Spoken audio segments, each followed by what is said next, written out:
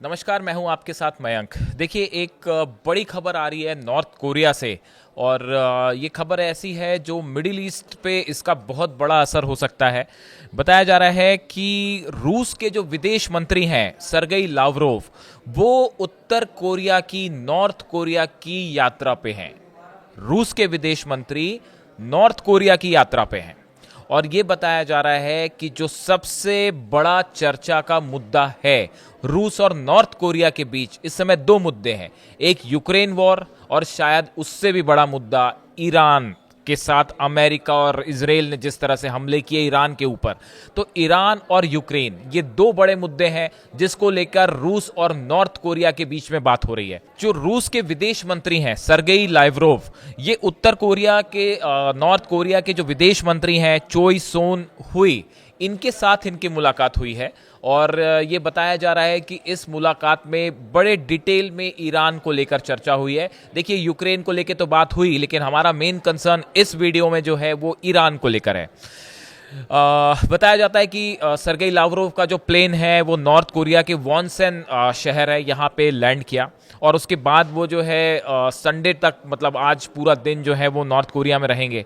उसके बाद शंघाई सहयोग संगठन के सदस्य जो है उसमें विदेश मंत्रियों की जो बैठक है उसमें भाग लेने के लिए वो चीन जा रहे हैं। यानी देखिए, पहले रूस के विदेश मंत्री नॉर्थ कोरिया जाते हैं, वहां पे ईरान को लेकर चर्चा होती है। उसके बाद वो जा रहे हैं चाइना, और चाइना में भी वो ईरान को लेकर चर्चा करेंगे निश्चित रूप से।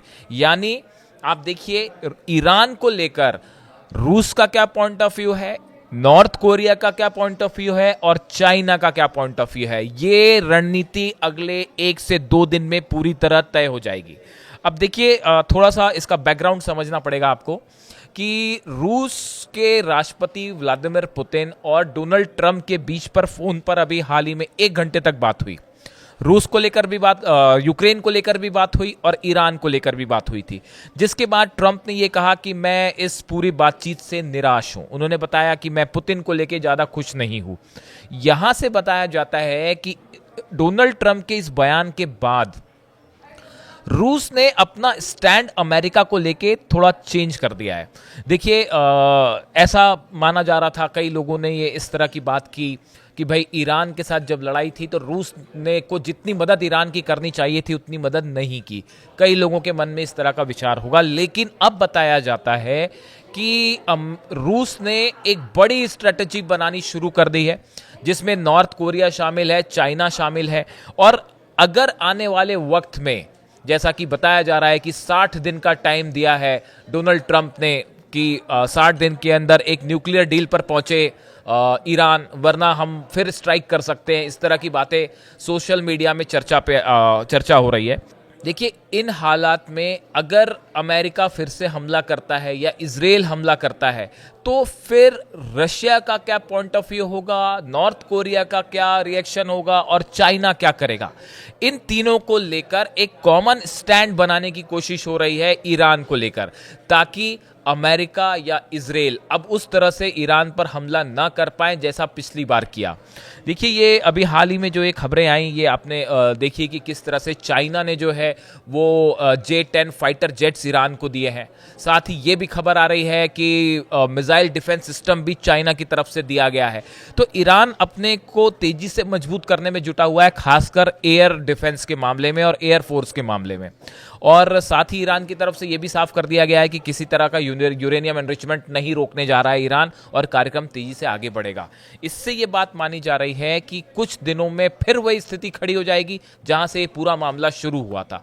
इन हालात में अब रूस, नॉर्थ कोरिया और चाइना ये चाहते हैं कि इस बार एक कॉमन स्टैंड लेके अमेरिका और इजराइल को बिल्कुल भी ईरान के ऊपर हमला ना करने दिया जाए या एग्रेसिव ना होने दिया जाए। और इसके लिए बताया जाता है एक कॉमन स्ट्रैटेजी बनाई जा रही है रूस, नॉर्थ कोरिया और चीन के द्वारा। देखिए, अभी हाल ही में खबर आई कि नॉर्थ कोरिया करीब 30,000 सैनिक भी भेजने जा रहा है यूक्रेन, रूस को भेजने जा रहा है, जो यूक्रेन से युद्ध करेंगे बॉर्डर पे। यानी नॉर्थ कोरिया ऑलरेडी अपने सोल्जर्स भेजने के लिए तैयार है रूस के लिए, और पहले भी भेजे थे। पहले 11,000 शायद कुछ सोल्जर्स भेजे थे, अब 30,000 भेज रहा है। चर्चाएं तो ये भी है कि क्या नॉर्थ कोरिया ईरान की मदद के लिए भी सेना भेजने को तैयार है। जब रूस के लिए भेज सकते हैं तो ईरान के लिए क्यों नहीं, ऐसी भी बातें चर्चा है। हालांकि इसकी अभी कोई पुख्ता जानकारी नहीं है। लेकिन अब इन हालात में देखिए, जो ट्रंप ने बयान दिया पुतिन को लेकर, या ट्रंप के जो बयान आए हैं खामेनी साहब को लेकर, उसके बाद एक बड़ा ग्रुप तैयार होना शुरू हो गया है। देखिए, लग अभी ऐसा रहा है कि शायद मामला थोड़ा सा ठंडा पड़ गया, लेकिन ऐसा बिल्कुल नहीं है। एक बड़े युद्ध की तरफ मिडिल ईस्ट बढ़ रहा है और बहुत तेजी से सब देश तैयारी में जुटे हुए हैं। और इस बार रूस, चीन, नॉर्थ कोरिया ये एक मजबूत रिएक्शन देना चाहते हैं ईरान को लेकर। अगर किसी ने हमला करता है कोई ईरान के ऊपर, या मिडिल ईस्ट में अमेरिका अपना प्रभाव बनाने की कोशिश करता है, या इजराइल एग्रेसिव होता है, तो उसका करारा जवाब दिया जाए। इस तरह से एक रणनीति तैयार हो रही है। और देखिए, इन तीनों की मुलाकातों में ईरान का रुख भी रखा जा रहा है। हाल ही में ईरान के जो विदेश मंत्री हैं, उन्होंने जो है सर्गेई लावरोव, रूस के विदेश मंत्री से बात की थी। रूस के विदेश मंत्री का बयान भी इस तरह से आया था कि अमेरिका ये चाहता है कि मिडिल ईस्ट में जो है वो एक अपना प्रभाव लगातार बढ़ाना चाह रहा है, और कोशिश ये कर रहा है कि बाकी के जो देश हैं वो आपस में उलझे रहें। तो एक बड़े लेवल पे मिडिल ईस्ट के लिए प्लानिंग तैयार हो गई है।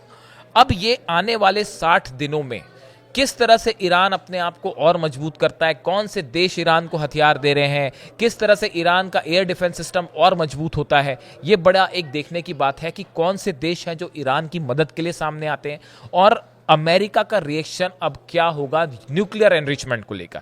इन हालात में रूस, नॉर्थ कोरिया और चाइना की ये जो बैठक होने जा रही है, ये बेहद अहम है। हम इससे जुड़ी जो भी खबर होगी वो हम आप तक पहुंचाएंगे। Thank you so much.